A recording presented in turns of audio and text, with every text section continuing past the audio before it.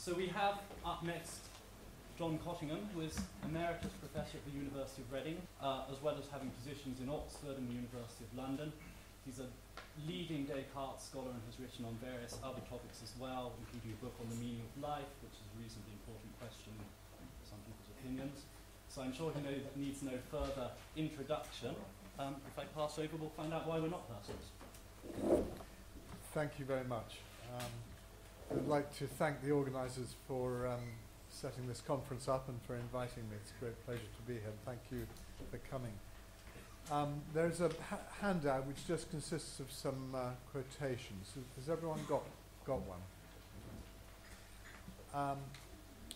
So Descartes, who we've heard a little about already, says in the second meditation, "I know I exist, but I don't yet know what I am." Actually, of course, all of us know perfectly well what we are. We are human beings. And here I'd agree wholeheartedly with Peter Hacker. And Descartes himself knew this perfectly well. When he was writing outside the rarefied context of the Meditations, he was perfectly clear that each of us is a creature of flesh and blood with arms and legs, able to move around the world and see and hear using our eyes and ears and the rest of it.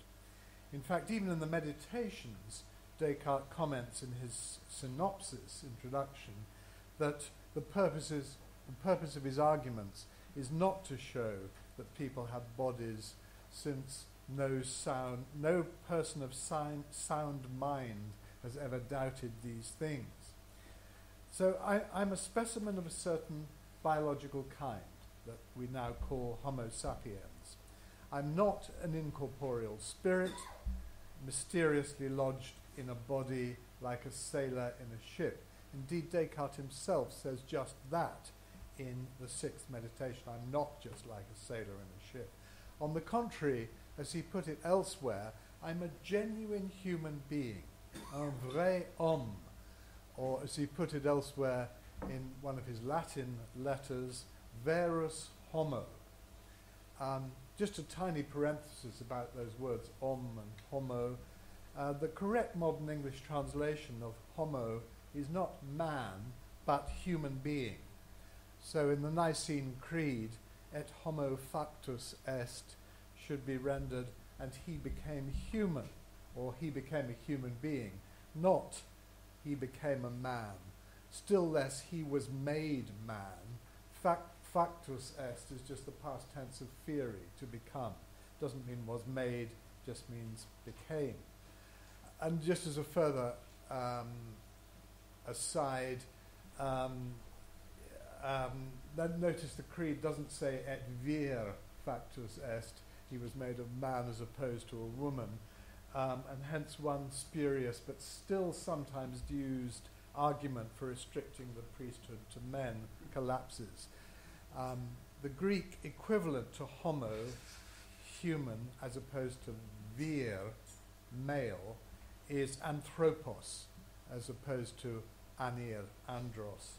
I rather like the Greek version of that relevant phrase in the Nicene Creed, which employs the splendid cognate verb en anthropeo, to be humanized, or to be humanified, to become human.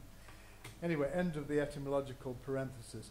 To resume the main thread, given that we all know quite well that we're human beings, why do so many philosophers today prefer a different term and say that we're persons? We are persons. It's amazing how quickly professional philosophers get used to special bits of jargon and cease to hear them as jargon.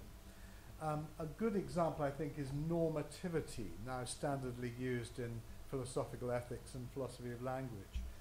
We got so used to it that we've forgotten how utterly opaque this term is to non-philosophers. Actually, also, in my view, it's a very misleading term because it kind of disguises the special authority that moral principles have, the way they exert a kind of call on us to respond in certain ways, and instead, in a way, I think, prepare the way for reductionist or deflationist accounts of morality. Jargon should, in my view, always be avoided in philosophy, partly because it's so often employed to intimidate, whether consciously or not, and partly because it encourages the delusion that philosophy is about specialized knowledge rather than about understanding, about fitting the knowledge we already have into some kind of intelligible framework. Now, you may think that person is not a bit of jargon, but perfectly ordinary English word. And so it is in ordinary usage, as when we say, she's a very nice person. But notice that the plural of this ordinary term, innocuous term, is not persons, but people. As when we say the teachers at Blackfriars are very nice people. But when it's being used as a jargon term in philosophy, the plural is persons. Lawyers, those other great lovers of jargon, often use persons as in that strange plural way. Persons proceeding beyond this point do so at their own risk. Actually, probably that's just a bit of pompous grandiloquence. But although I guess there may be some legal contexts, maybe when corporations count as persons, where there's some point to it. Outside of the law, the other main setting I can think of where persons would have a use is in the faintly absurd English class system that obtained in the early part of the 20th century. So in the novels, we find it in the novels of P.G. Wodehouse or Dorothy Sayers, where person, plural persons, is used to indicate people of supposedly inferior social rank, who therefore don't quite count as gentlemen or ladies. So one can imagine Jeeves saying with icy emphasis, there are some young persons at the door, meaning that they weren't their social status was somehow dubious. Sorry, this is the end of these asides, but in Dorothy Sayers' novel, The Unpleasantness at the Bologna Club, a parlour-maid in the household of a wealthy family remarks that Lord Peter Wimsey's friend, Inspector Parker of Scotland Yard, is quite the gentleman, whereupon she's immediately rebuked by the cook, who says, "No, Nelly, gentleman-like, I won't deny, but a policeman is a person, and I'll trouble you to remember it." Now, the modern philosophical use of person, plural persons, appears to stem from Locke, who distinguished a person from a man or human being. This is quotation A on the sheet, very well known. Should the soul of a prince, carrying with it... have you got a handout? I don't actually. That's right. And I noticed I'm Peter sure I'm doesn't... familiar with all I've only spare ones. No, I've just noticed that Peter hasn't got one. No, well, now you haven't got one. I think there are plenty, maybe there's some more at the back.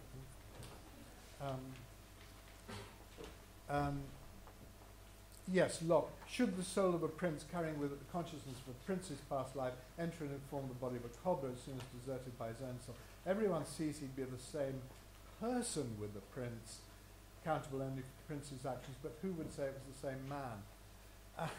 I think the right reply to this extraordinary attempt to force a philosophical card on us is that everyone would certainly not say it was the same person. Aristotle, for one, would say no such thing. And not just because he doesn't use any term corresponding to person, but because of he regarded the whole notion of souls flitting about from one body to another as absurd, as Peter indeed suggested in his remarks. In Book 1, Chapter 3 of the De Anima, Aristotle says that most talk of souls has something absurd about it. For various philosophers, he says, tack the soul onto the body, synaptusin, they kind of attach it on, or they put it or place it in the body, titheasin. These philosophers give no account, however, of what the condition of the body must be like for this to be possible. And Aristotle goes on to say that the relation between soul and body surely can't be a purely contingent or haphazard one. It can't involve tois tukosin prosalela, that's to say, things that happen to enter into a relation with each other. So this is B, the quotation B on the sheet, the Pythagorean stories of metempsychosis, that souls can transmigrate from one body to another, are nonsense, since they ignore the fact that each body has a characteristic form or shape, morphe or eidos.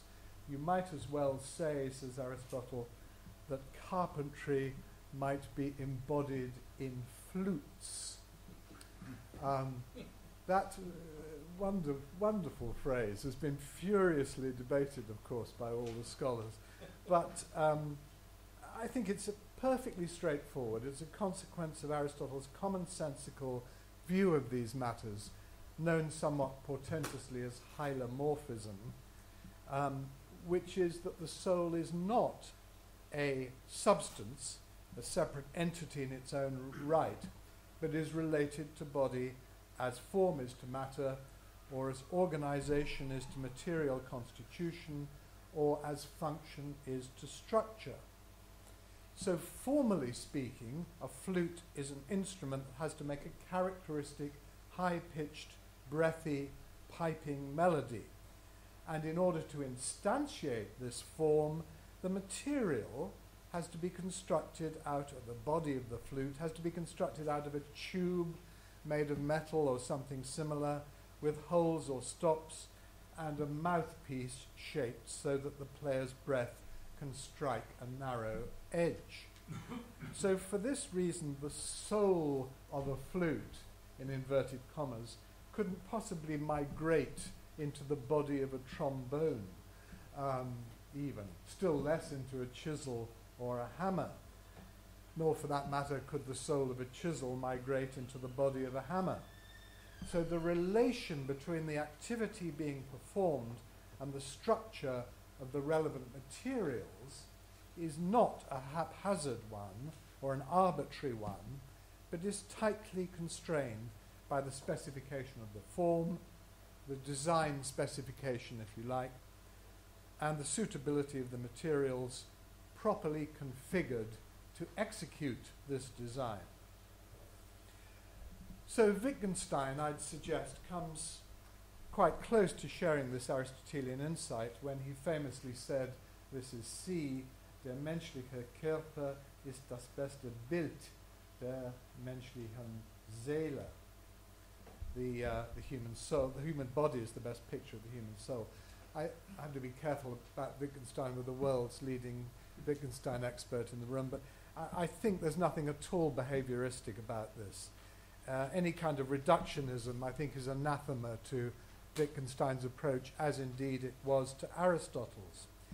Rather, the point something like that we see the concert pianist's skill and sensitivity in the slenderness and flexibility of his fingers, in the movements of his body, in the expression on his face as he plays, indeed the whole way in which he engages in the very physical process of playing the piano. And there's no doubt much more we can't see in the way the nerves and sinews and the brain are configured so as to make all this possible. The more we think about this, the less sense can we make of the concert pianist's soul transmigrating into the body of a sumo wrestler, for example. Now, the trouble with Locke's notion of person is, I think, that it tends to take us away from this sound Aristotelian and Wittgensteinian picture towards some kind of suspect dualistic conception of what makes me, me, or the prince, or the cobbler, the cobbler. It's sometimes alleged that Christian doctrine inclines us towards this Lockean or Cartesian conception, since it seems to allow the idea of a soul separated from the body after death. But before commenting on that, I can't resist a brief word on Gilbert Ryle's famous denunciation of Cartesian dualism as the view of the myth of the ghost in the machine. I'm not quite sure what Ryle meant by ghost, but it's perhaps not the happiest choice of term for what he had in mind. And a ghost in normal parlance is a departed spirit, a soul separated from its former body. So a ghost, if there is such a thing, one would suppose still has a certain hankering after its former life. That's why ghosts sort of hang around. A certain residual link with the corporeal state it once enjoyed. And that, whatever you think about that philosophically, I think that's the conception of a departed spirit, something rather thin, incomplete and lacking. Descartes' scholastic predecessor, who he read as a student, Eustachius, this is D, put it like this: separated souls are not, as angels are, subjects that are wholly in every respect complete. A human soul, even when separated, is always apt to inform the body and to be substantially united with it. But this is not true of an angel. So I take it the point is a human ghost or spirit is, unlike an angel, can't be conceived in utterly immaterialist or dualistic terms. It always retains that conceptual link with at least the possibility of embodiment. So perhaps angel in the machine would have been a better characterization of for Ryle to have used to characterize the Cartesian model he was attacking, insofar as his gripe was that Descartes thought of the mind in wholly dualistic fashion, as categorically distinct from the body. In fact, some 20 years before Ryle, the Thomist philosopher Jacques Maritain, was already attacking Descartes on just such lines. The sin of Descartes, Maritain declared, is the sin of angelism. What he saw in man's thought was independence of things. Anyway, whatever the subtle difference between angels and ghosts, it's in any case clear from what Eustachius says that he, Eustachius, is not a dualist about human beings. On the contrary, as a Christian scholastic, he's reflecting the standard Thomist line in saying that a separated soul is not a whole subject. Separated human soul is not a whole human subject. According to, I have to be careful also about Aquinas with some of the people here in the room, but who know much more than I do. But according to Aquinas, as I understand it, a human soul is a substantia incompleta, an incomplete substance. So unlike an angel, if such there be, a human soul is always in principle needs union with the body that it informs for its essential completion. And this is why maybe the souls in purgatory are perhaps not as popular myths sometimes represents them, sort of humans who have passed on to the next world, but rather are temporary beings, being quasi-beings in a kind of suspended state, awaiting, indeed requiring, as their very raison d'etre, restoration to the human status when they'll be rejoined to the body at the Last Judgment. The Apostles' Creed, incidentally, says, I believe in the resurrection of the body, not I believe in the survival of persons or Cartesian souls. But where does Descartes himself stand on this question of the soul's completeness or otherwise? Well, at times, most famously in the Discourse, he seems clearly to reject the standard scholastic view of the essential incompleteness of the soul. In fact, he says, as you know, I can form a conception of the complete and total me, ce moi, c'est-à-dire l'âme par laquelle je suis que je suis. This me, that is to say, the soul by which I am what I am, as separated and distinct from the body. And from this I know, says Descartes, I am indeed such a wholly independent, incorporeal being.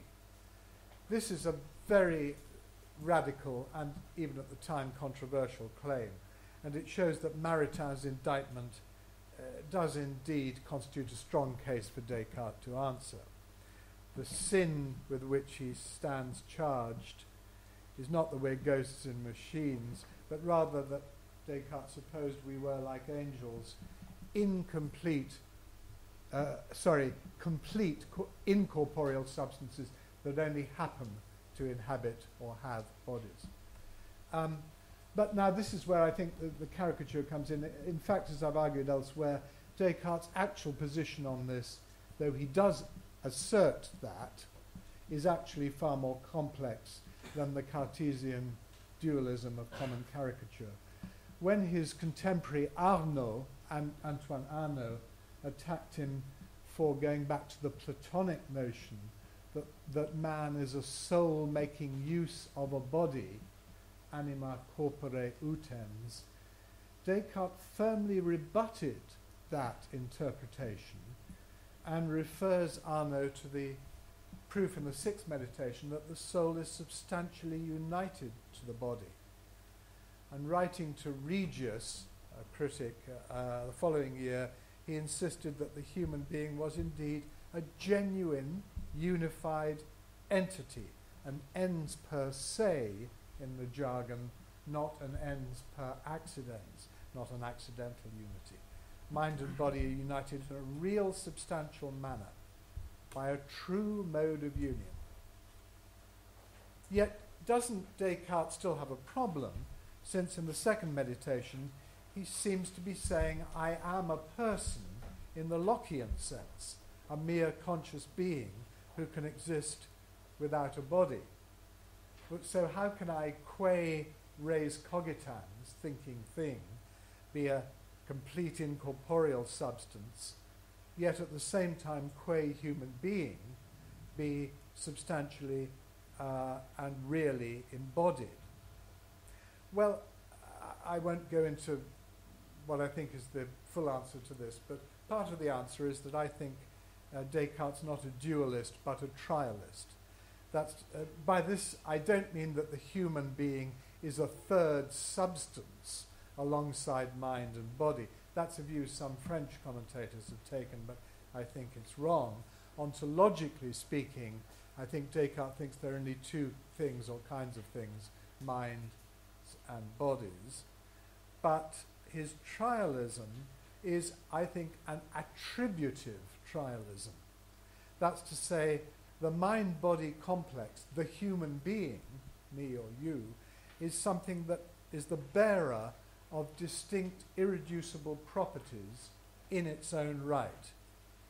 In this sense, we might say that water is not a mere mixture, but a genuine compound with properties in its own right, watery properties that aren't properties either of oxygen on its own or of hydrogen on its own. Or as Descartes put it in the Principles, while he recognizes only two ultimate classes of things, thinking and extended, nevertheless, appetites, passions, sensations, all that human stuff arising from the union of the two are items which, quote, must not be referred either to the mind alone or to the body alone. So Descartes, I think, would have rejected what Peter Hacker quite rightly, I think, called Strawson's excessively dualistic division of two exclusive sets of predicates, mind predicates and body predicates. So for Descartes, the whole conscious world of pain, pleasure, emotion, feeling, and indeed most of our human, or at least a very great number of our human attributes, are irreducibly psychophysical processes. It's the human being is a genuine unit, not a separate soul making use of a body, or a soul endowed with by its creator to have awareness of certain kinds of, to have certain kinds of conscious awareness when its body is damaged, for example. when my body is damaged, the my is important for Descartes, I feel pain. And that gives us the best kind of intimate proof, even kind of proof available even to those who don't philosophize, says Descartes, of the genuineness of the union. Just a very brief postscript about Descartes, about the language of substance and the confusions it sometimes gives rise to. Descartes sometimes uses substantival language referring to the mind-body union.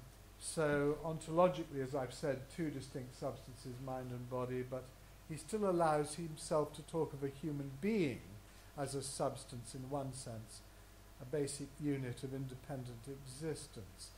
I think what's going on there is that there are really two senses of substance in Aristotle. One is something which can exist on its own, and the other is a more logical notion of a subject of predication. And so in terms of what can exist on its own, for Descartes, I think mind and body can, for whatever reasons, bad or good, he thinks can exist on their own. But on the other hand, the human being, the complete human being of flesh and blood, is an authentic subject of predication in its own right, which bears or carries or has, I should say, irreducible psychophysical properties. So I think that explains how Descartes sometimes uses substantival language referring to the human being. That's perhaps a matter for Cartesian exegesis. But as so often in Descartes, the way of talking is derived from St. Thomas. Aquinas believed, like Aristotle, who's coming on to that Aquinas thought the intellectual part of us could survive death, as you know, but he did nonetheless insist that a very large number of basic human faculties, particularly sensory ones, are irreducibly psychophysical. And so E says some operations belonging to the soul are carried out through bodily organs, such as seeing through the eye, hearing through the ear. Likewise for other operations. Hence the powers that the sources of such operations are in the compound as in their subject, ut in subjecto, not in the soul alone. And I think that prefigures Descartes' position, or one strand in Descartes' position, with uncanny exactness. Okay. So I don't want to say Descartes' position is free of all philosophical difficulties, and obviously there's the dualistic strand which has caused so much trouble. But I think it is a considerably more subtle and interesting position than the exclusively dualistic caricature so often dismissed.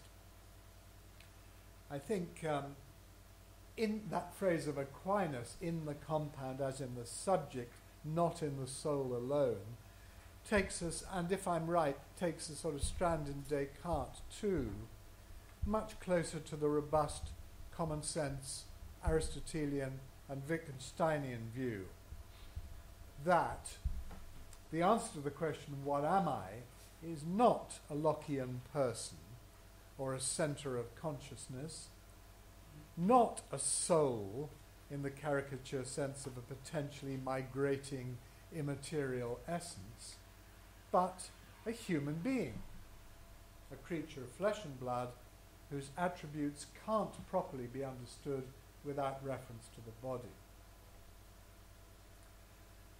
Now, in the final section of the paper, I want to look at just a bit more at this problematic term person, that's the subject of our colloquium, and offer some thoughts about the philosophical and indeed the moral pitfalls that lie in wait for us once we depart from the robust conception of ourselves as human beings and accept the dubious card that Locke is trying to force on us. The most famous use made of the Lockean notion in moral philosophy is that of Immanuel Kant, who made it the foundation of his moral theory. What makes us, this is F in the Metaphysics of Morals, what makes us exalted above any price, according to Kant, is the fact that we're persons, that's to say, subjects who engage in moral reasoning or morally practical reason. This alone, says Kant, gives us dignity, in German Würde, absolute inner worth, quote unquote. Now, this Kantian notion of respect for persons is sometimes lauded as taking us in the direction of universal human rights. In the words of Ingolf Dalfert, a very interesting philosopher of religion, I think, it's supposed to, quote, foster or encapsulate a humane way of living with each other in which we commit ourselves to viewing and treating every human being, not merely family and friends, but also strangers and even enemies, as human persons, that word again, with untouchable dignity. But the problem here is precisely the gap between human being and person. If we're to make acceptable use of this very important notion of dignity, human dignity, its scope, I think it's clear, its scope needs to be extended far beyond the domain of those possessed of practical rationality.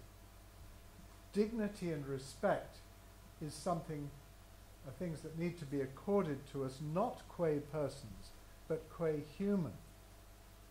It should be recognized as an inalienable and absolute human attribute, independent of our circumstances, capacities, group membership, qualifications, or other faculties. And it's notorious that the principal forms of modern secular consequentialism cannot ground such a universal notion of human dignity. Peter Singer, a writer read in countless introduction to ethics courses all over the planet, Peter Singer's preference utilitarianism in its sinister attitude to the unborn and to infants makes this abundantly clear, that the secular conception cannot ground dignity. And it's highly significant that Singer eagerly embraces the Kantian terminology of persons. This is G. Only a person can want to go on living or have plans for the future, because only a person can understand the possibility of a future existence for himself or herself. And he goes on, this means that to end the lives of people against their will is different from ending the lives of beings who are not I think it's persons in the original, I think that may be a typo. Beings who are not persons. Killing a person against his or her will is a much more serious wrong than killing a being who is not a person.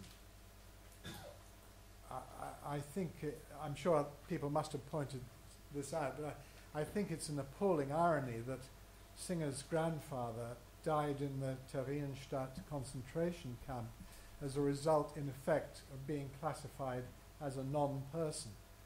Yet Singer, the grandson, has been seduced by this toxic mixture of Kantian and consequentialist ideas to embracing a position that implicitly entails that had the classification of his grandfather been correct, had the grandfather been suffering from dementia, for example, or had it been the case of a relative who was an infant, the killing would have been much less serious. Very, very worrying conclusion, I think. I'm not denying the great merits of Singer's philosophical argumentation, of course, but I think this is just a blind spot. Or as I've said, a seduction by a toxic mix of Kantian and consequentialist ideas.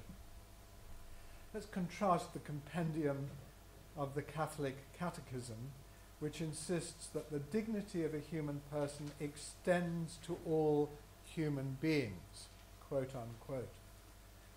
Nicholas Wolterstorff, who's not a Catholic, in an impressive recent study, has underlined the roots of this idea in the Hebrew Bible, where he argues with a wealth of evidence that there's clear recognition of the equal value of all in the sight of God.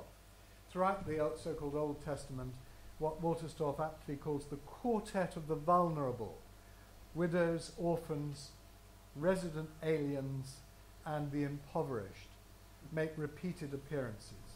And the injunctions in the law and the prophets, the poetry of the Psalms, have many cases of God calling on his people to loose the bonds of injustice by rescuing these vulnerable groups, to raise the poor from the dust and lift the needy from the ash heap, Psalm 113 or 112 in the Vulgate. Injustice is seen as both wronging God and as wronging the victims of injustice by failing to recognize their inherent human worth. And the Christian New Testament continues the same message. The kingdom Jesus was to inaugurate was a kingdom of justice and righteousness, the very combination that frequently occurs in the Old Testament. I think the Hebrew terms are mishpat and tzedekah. And so the righteous king, the Messiah foretold, was to be one who, in the words of Psalm 72 or 71 in the Vulgate, judges the poor with justice, saves the lives of the needy. So on Wolterstorff's reading, the actions of Jesus, consorting with outcasts, touching and healing those ritually unclean, explaining why it's right to heal on the Sabbath, these were designed all to appeal to our intrinsic worth as human beings, to explain God's care for each and every one of us.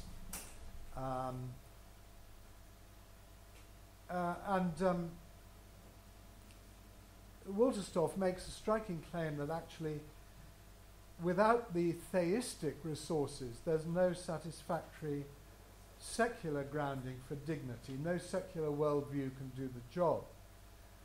And I think there is a whether he's right or not about that, I think there is a problem for those who, blind to the sinister example of Singer, persist in regarding the Kantian principle as respect for persons, as providing the basis for a fully secularized modern conception of inherent human dignity.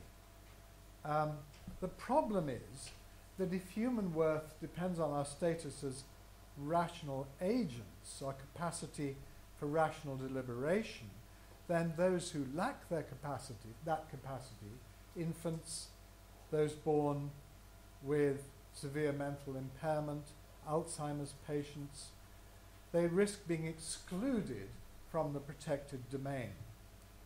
And Wolterstorff makes repeated use of that point to pose a powerful challenge to secular modern theorists like, for example, Alan Gewirth and Ronald Dworkin. If rational choice is the criterion, as in Gewirth, or mental creativity, as in Dworkin, how can this explain why every human, qua human, can have inherent worth?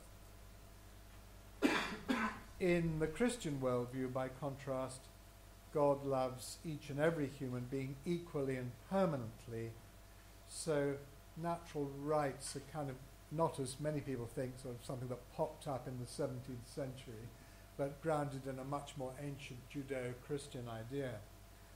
And such rights supervene on this love. The idea, I think, has some intuitive plausibility, since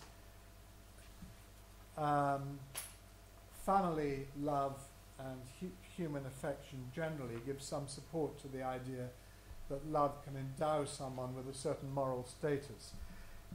There is, of course, a qualm about how love can bestow worth. It's analogous to the so-called Euthyphro problem. Can love in itself make something valuable? In recent times, we've heard Harry Frankfurt arguing that by caring about something we imbue it with moral worth. On Frankfurt's picture, somehow exercising our choice or preference somehow creates value. By deciding who we care about, we bring value into the world. I think there's a serious problem with that, as with many other internalist views, like Bernard Williams' view that value is generated by my commitment to certain projects I make my own. I think all these views, it seems to me, put the cart before the horse. You can't create value by choosing something. Rather, it's the other way around. Your choices only are worthwhile if they're directed towards things that already have value. So I'm acknowledging there is a problem about God's love conferring value. Wolterstorff uses the example of a monarch bestowing value by caring for a courtier. I think that doesn't quite work. It may make other people frightened and annoying the courtier, but it doesn't show that they're valuable. If, however, we add the premise that the monarch is supremely good and just and wise, then their approval does, I think, arguably have a greater significance. Anyway, that's a complex argument I'll just leave you with.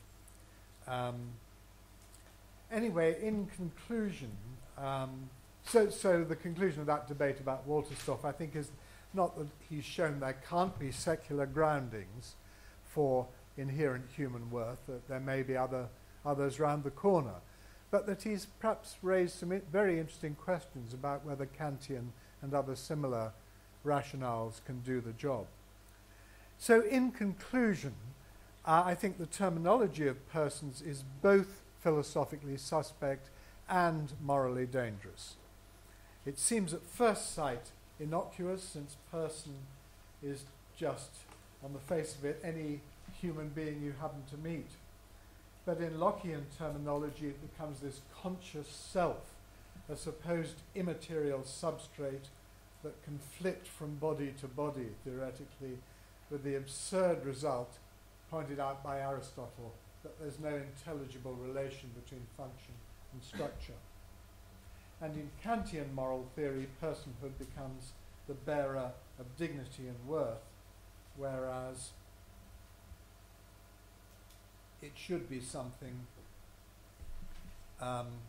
dignity and worth, that attaches to us irrespective of any privileged entitlement accorded by philosophers to possessors of their own favourite attribute of rationality, and graciously accorded to other club members who happen to share it.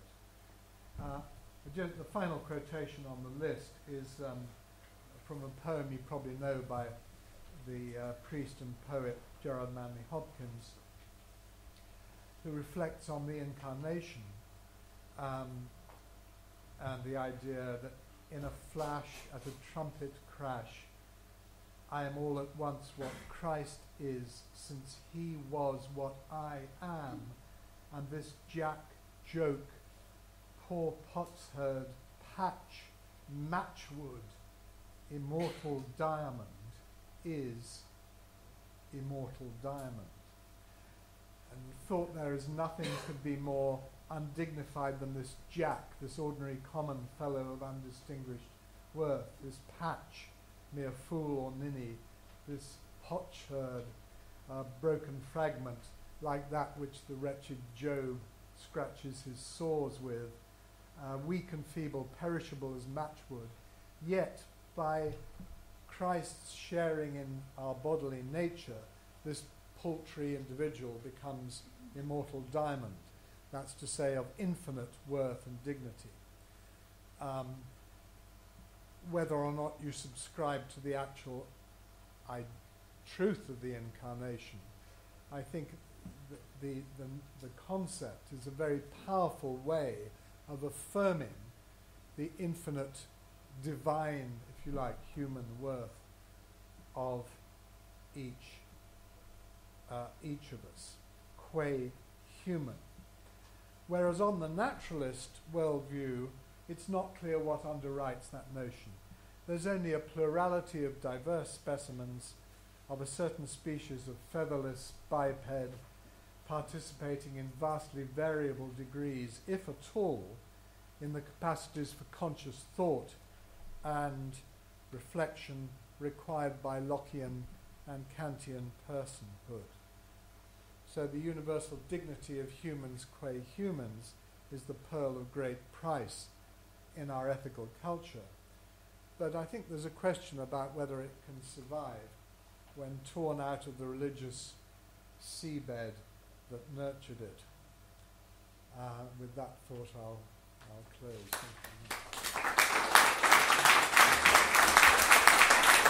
Thank you.